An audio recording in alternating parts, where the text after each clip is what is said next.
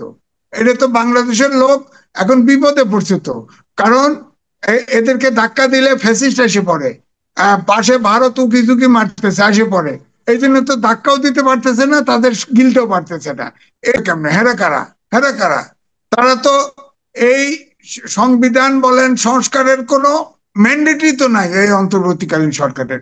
তারা তো এই সংবিধান সম্বন্ধ রাখার জন্য ওত নিয়েছে।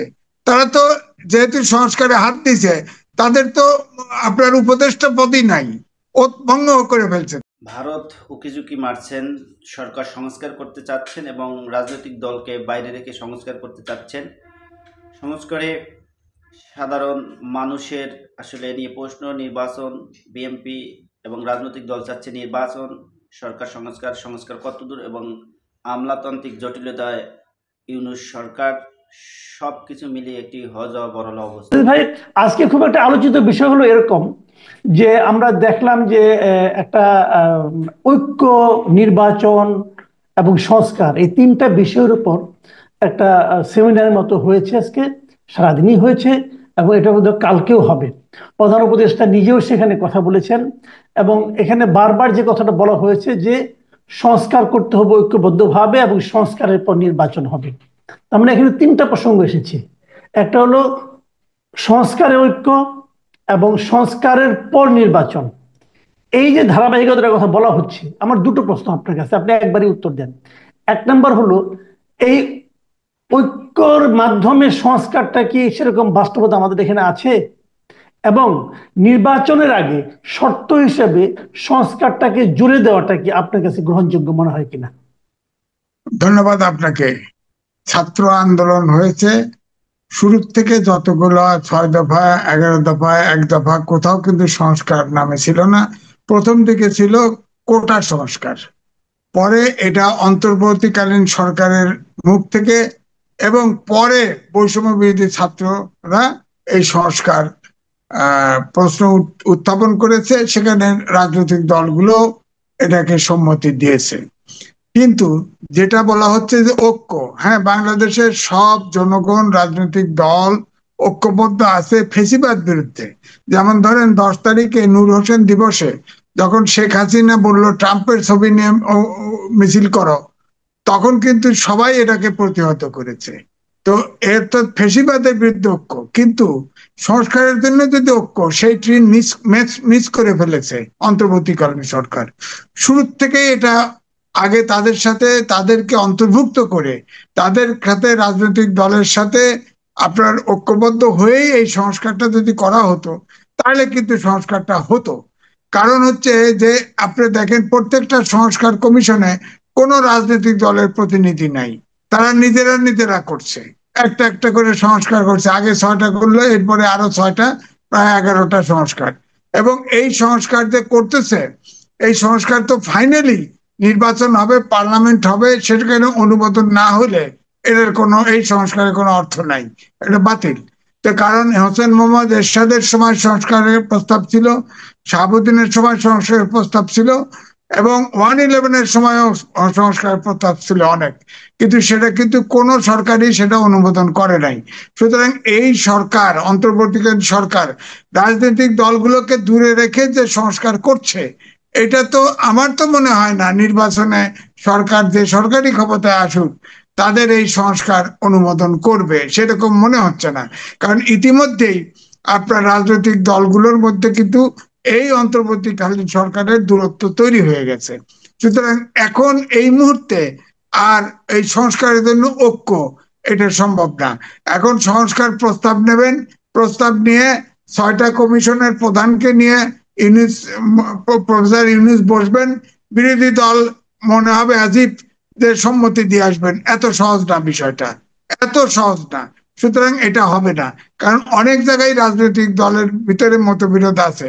সহজ হতো যদি বিএনপির 31 দফা যে সংস্কার প্রস্তাব যেটা জমা দিয়েছে, সেটাকে বেসিস ধরে তার সাথে অ্যাড করতো, মাইনাস করতো, যোগ করতো, তাহলে সংস্কারটা এগোতো।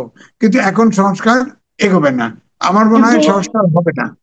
কিন্তু সরকার তো ঐক্যের আহ্বান জানিয়েছে, সরকার যা হবার হয়ে গেছে, কিন্তু এখন তো সরকার ঐক্যের আহ্বান জানিয়েছে এবং সব রাজনৈতিক দলের সঙ্গে বসতে চেয়েছে, এবং তারা বলেছে যদি কোনো সংস্কার প্রস্তাব রাজনৈতিক দলগুলো গ্রহণ না করে সেটা বাতিল।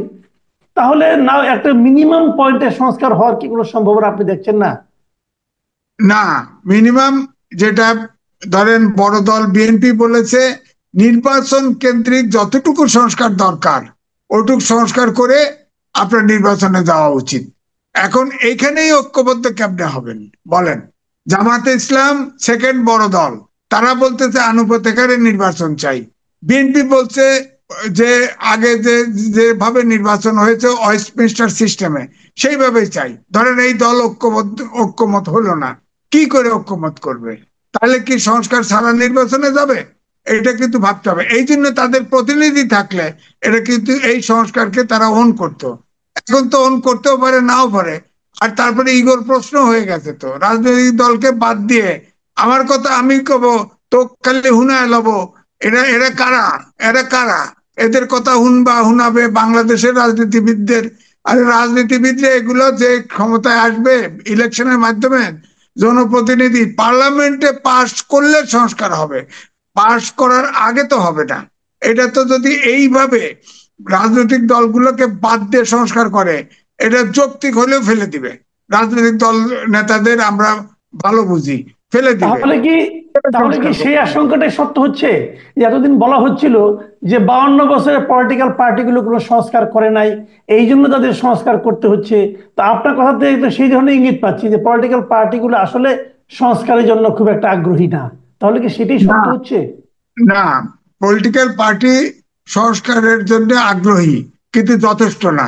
তার নাহলে 31 দফা তো সব দল মিলে, এখানে জামাতেরও অপিনিয়ন আছে 31 দফার ভিতরে। এখন তো জামাত আবার একটু অন্য কথা বলছে। 31 দফা তো সংস্কার বিএনপি করেছে, তাদের সাথে যে 20 দল ছিল এবং পরে বাম দলগুলোও অ্যাড হয়েছে, এই সব মিলেই 31 দফা করেছিল, আওয়ামী লীগ বাদ দিয়ে। অর্থাৎ ওই মহাজোট বাদ দিয়ে, মহাজোটের শরিক জাতীয় পার্টি বাদ দিয়ে। তো ঐক্য তো ছিলই 31 দফায়, সেখানে কিছু যোগ বিয়োগ করতে পারতো, তাহলে খুব ইজি হতো বিষয়টা। কিন্তু এনারা এই আপনার সংস্কার কমিশন করেছে, এই সংস্কার কমিশনে কোনো রাজনৈতিক দলকে জিগাইতেছেও না, এরা তাদের অন্তর্ভুক্ত করে নাই। এই সংস্কার মানবে কেমনে? হেরা কারা? হেরা কারা? তারা তো এই সংবিধান বলেন সংস্কারের কোনো ম্যান্ডেটই তো নাই এই অন্তর্বর্তীকালীন সরকারের। তারা তো এই সংবিধান সম্বন্ধ রাখার জন্য ওত নিয়েছে। তারা তো যেহেতু সংস্কারে হাত দিছে, তাদের তো আপনার উপদেষ্টা পদই নাই, ওত ভঙ্গ করে ফেলছে। তো এটা তো বাংলাদেশের লোক এখন বিপদে পড়ছে। তো কারণ এদেরকে ধাক্কা দিলে ফ্যাসিস্ট এসে পড়ে, পাশে ভারত উকি ঝুঁকি মারতেছে, আসে পড়ে। এই জন্য তো ধাক্কাও দিতে পারতেছে না, তাদের গিলতেও পারতেছে না। এই অবস্থায় দেশ, অর্থাৎ দেশে আমি বলবো একটা স্ট্যান্ড স্টিল অবস্থা হয়ে গেছে রাজনৈতিক অঙ্গনে। দেশটা থেমে গেছে, এখানে আগাচ্ছে না। এদিকে যে মানুষের যে স্বাভাবিক ডিমান্ড, দাবি দেওয়া, এটাও পূরণ করতে পারছে না। অর্থাৎ সরকারও চালাতে পারতেছে না, আবার রাজনৈতিক দলগুলোর সাথে দূরত্ব তৈরি করেছে। সুতরাং এই জন্য বলছি যে গত নভেম্বরে এই আপনার আন্তর্জাতিক ক্রাইসিস গ্রুপ একটা প্রতিবেদন দিয়েছিল যে রাজনৈতিক জনগণের প্রত্যাশা যদি অন্তর্বর্তীকালীন সরকার পূরণ করতে না পারে এবং রাজনৈতিক দলগুলোর সাথে যদি অন্তর্বর্তীকালীন সরকারের দূরত্ব হয়, তাহলে রাজনৈতিক ভ্যাকুয়াম তৈরি হবে।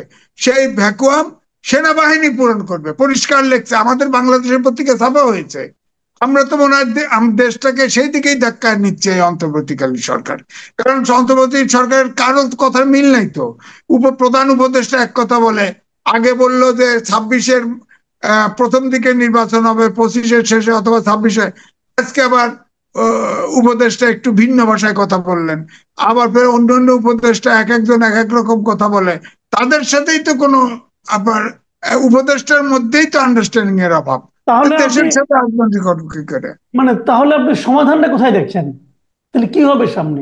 কি হতে পারে? আমার অথবা কাছে মনে আপনার হচ্ছে, সাজেশনটা কি?